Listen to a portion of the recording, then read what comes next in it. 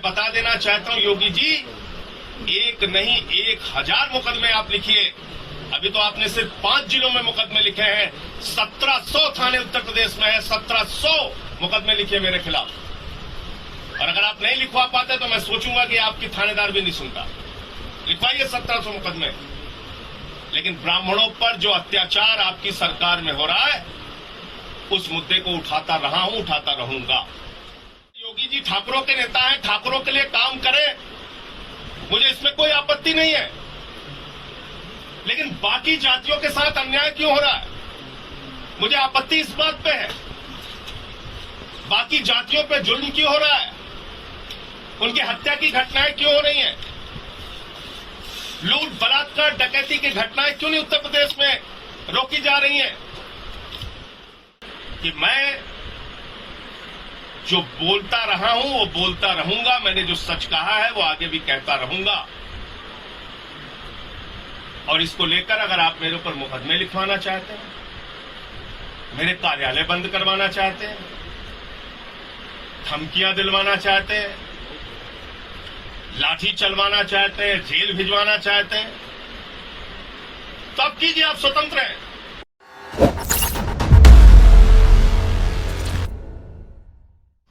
योगी सरकार ने उत्तर प्रदेश के अलग अलग जिलों में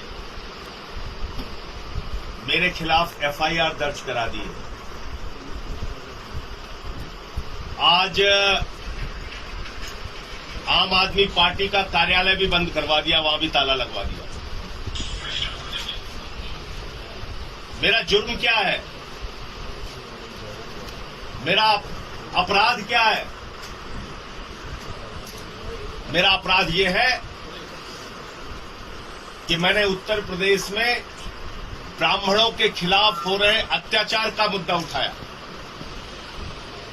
मैंने उठाया कि ब्राह्मणों के साथ किस तरीके से अन्याय हो रहा है, अत्याचार हो रहा है उत्तर प्रदेश के अंदर।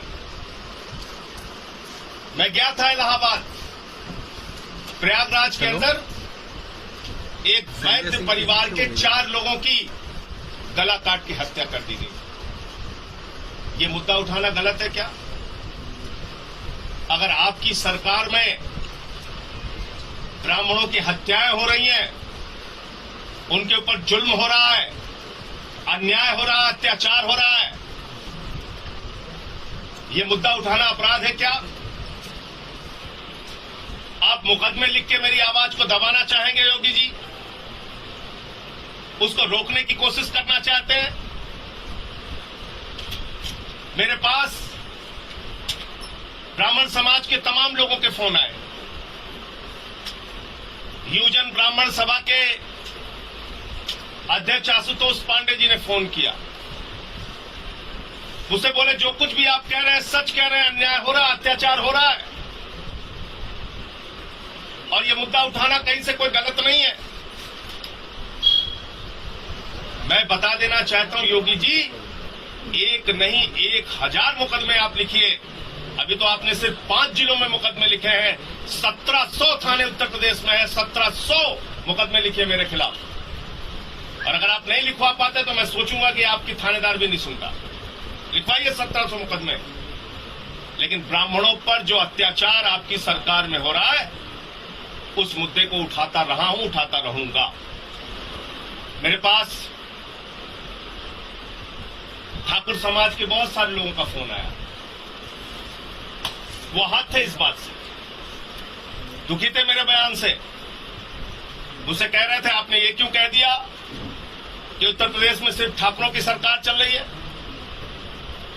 अगर एक सरकार आई है जो ठाकुरों का भला कर रही है तो इसमें आपको आपत्ति क्या है? एक गाजियाबाद से रवि सिंह जी हैं, उन्होंने मुझे मैसेज किया कि मैं आपको और आपकी पार्टी को बहुत प्यार करता हूं, लेकिन आपके बयान से दुखी हूं, आहत हूं। तो मैंने उनसे कहा कि योगी जी ठाकुरों के नेता हैं, जैसे केशव प्रसाद मौर्य जी मौर्य के नेता हैं, दिनेश चंद्र शर्मा जी ब्राह्मणों के नेता हैं, वैसे योगी जी ठाकुरों के नेता हैं, ठाकुरों के लिए काम करें, मुझे इसमें कोई आपत्ति नहीं है। लेकिन बाकी जातियों के साथ अन्याय क्यों हो रहा है, मुझे आपत्ति इस बात पे है, बाकी जातियों पे जुल्म क्यों हो रहा है, उनकी हत्या की घटनाएं क्यों हो रही हैं, लूट बलात्कार डकैती की घटनाएं क्यों नहीं उत्तर प्रदेश में रोकी जा रही हैं। आप राम राज्य की बात करते हैं योगी जी। योगी जी, मैं आपको बता दूं कि मैं प्रभु श्री राम की धरती अवध के क्षेत्र का क्षत्रिय हूं, और मैं आपको बताना चाहता हूं, मैंने रघुवंशी मां की कोख से जन्म लिया है, और प्रभु श्री राम के जो आदर्श थे, उन्होंने सेबरी के जूठे बेर खाए। निषाद राज ने नैया पे बिठा के भगवान श्री राम को नदी पार कराई। बानरों की, भालुओं की, रीछ की, नल की, नील की, सुग्रीव की सेना बनाकर उन्होंने रावणों का नाश किया। अपने ऊपर तमाम कष्ट सहकर भी जनता के हित को, प्रजा के हित को सर्वोपरि रखा। ये राम का आदर्श है। महाराणा प्रताप का आदर्श, पीलों की सेना बनाकर, उनकी सेना के सेनापति थे हकीम खान सूरी, और उन्होंने अकबर से लड़ाई लड़ी। भगवान गौतम बुद्ध का आदर्श, पिछड़ों की, वंचितों की, शोषितों की आवाज उठाने के लिए सत्ता का त्याग कर दिया, राजपाट त्याग दिया। आपसे मुझे क्षत्रिय धर्म सीखने की जरूरत नहीं है। मैं सिर्फ आपको यह बताना चाहता हूं कि सभी जातियों के लिए, सभी वर्गों के लिए काम करने की जिम्मेदारी एक निर्वाचित लोकतांत्रिक ढंग से, संवैधानिक ढंग से चुनी हुई सरकार की है। उत्तर प्रदेश में हम 24 करोड़ लोगों की सरकार चाहते हैं। सिर्फ ठाकुरों की सरकार नहीं चाहते, किसी एक जाति विशेष की सरकार नहीं चाहते। और ये कह देना अपराध है क्या? फिर कैसा राम राज्य है जहां सबके लिए काम ना हो, जहां सभी जातियों, सभी वर्गों के लिए काम ना हो, सबका हित ध्यान ना रखा जाए।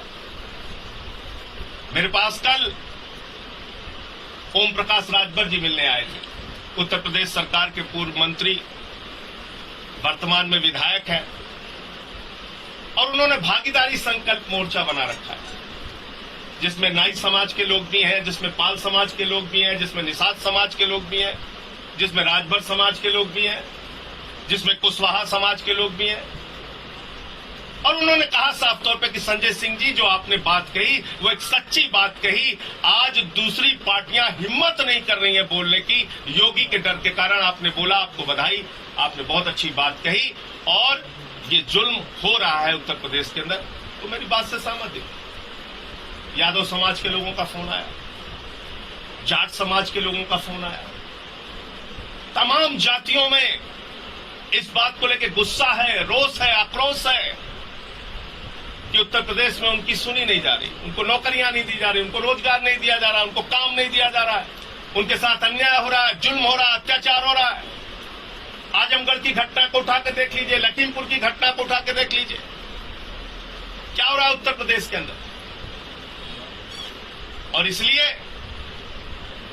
आज मैं आपसे कहना चाहता हूं, योगी जी, आप ठाकुरों के नेता हैं, ठाकुरों के लिए काम करना चाहते हैं, कीजिए, लेकिन ब्राह्मणों के हित का भी ध्यान रखिए, यादवों के हित का भी ध्यान रखिए, पटेलों के हित का भी ध्यान रखिए, लोध के हित का भी ध्यान रखिए, निषाद के हित का भी ध्यान रखिए, राजभर के भी हित का ध्यान रखिए, तेली के भी हित का ध्यान रखिए, नाई के हित का भी ध्यान रखिए, सोनकर के, वाल्मीकि के हित का भी ध्यान रखिए, जाटो समाज के लोगों का भी हित ध्यान में रखिए। गुर्जर हो, जाट हो, उत्तर प्रदेश में रहने वाली सभी जातियों के हित का ध्यान रखिए। हमें उत्तर प्रदेश में 24 करोड़ जनता की सरकार चाहिए, हमें किसी जाति की सरकार नहीं चाहिए।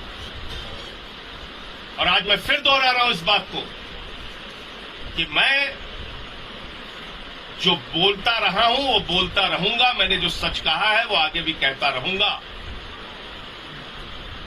और इसको लेकर अगर आप मेरे ऊपर मुकदमे लिखवाना चाहते हैं, मेरे कार्यालय बंद करवाना चाहते हैं, धमकियां दिलवाना चाहते हैं, लाठी चलवाना चाहते हैं, जेल भिजवाना चाहते हैं, तो आप कीजिए, आप स्वतंत्र हैं।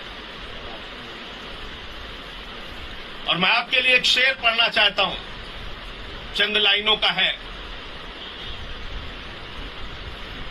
और मैं समझता हूं कि वो आज के समय में बहुत प्रासंगिक है, आपके ऊपर बिल्कुल फिट बैठता है। आप जिस तरह से सरकार चला रहे हैं और चलाना चाहते हैं, ये चंद लाइनें मैं आपके लिए पढ़ना चाहता हूं कि शहर शहर ये तबाही हमें मंजूर नहीं, शहर शहर ये तबाही हमें कबूल नहीं, निजाम जिल्ले इलाही हमें कबूल नहीं, तुम्हारी तंग निगाही हमें कबूल नहीं, सुबह पे ये स्याही हमें कबूल नहीं। योगी जी, आप अपना जुल्म, अपनी जाति, अपना अन्याय, अपना अत्याचार जितना करना चाहते हैं जारी रखिए।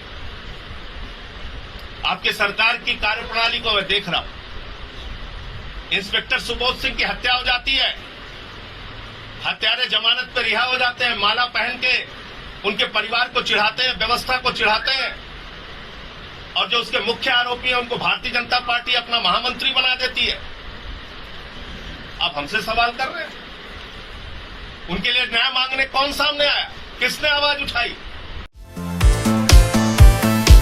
अगर आपको हमारे वीडियोस पसंद आए तो प्लीज लाइक करें, सब्सक्राइब करें और शेयर करें।